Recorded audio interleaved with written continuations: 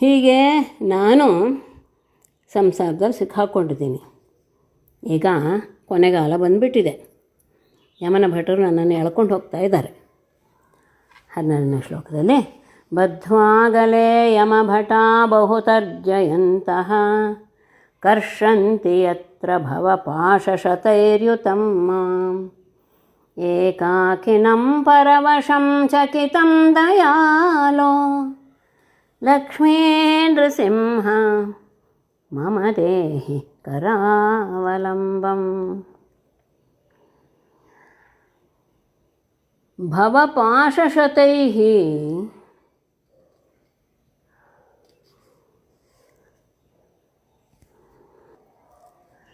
ಈ ಸಂಸಾರದಲ್ಲಿರುವಂತಹ ಪಾಶ ಅಂದರೆ ಮೋಹ, ಅದು 106. ಆ 106 ಪಾಶಗಳಿಂದ ಯುತಂ ಕೂಡಿರುವಂತಹ ಮಾಂ ನನ್ನನ್ನು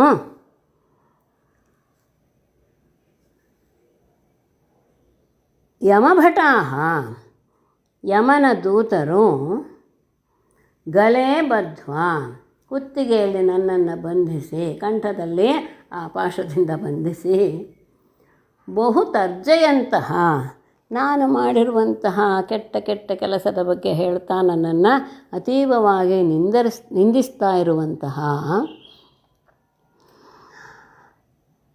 ಏಕಾಕಿನಂ, ಆಗ ನನ್ನ ಜೊತೆ ಯಾರೂ ಇಲ್ಲ. ಯಾರಿಗಾದರೂ ಹೇಳ್ಕೊಳ್ಳೋಣ ಕಷ್ಟ ಅಂದರೆ ಯಾರೂ ಇಲ್ಲ, ನಾನು ಒಬ್ಬಂಟಿ ಆಗಿಬಿಟ್ಟಿದ್ದೇನೆ.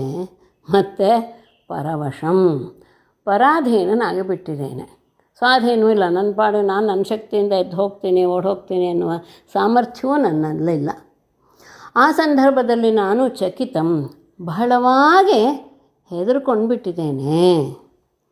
ಅಂತಹ ನನ್ನನ್ನು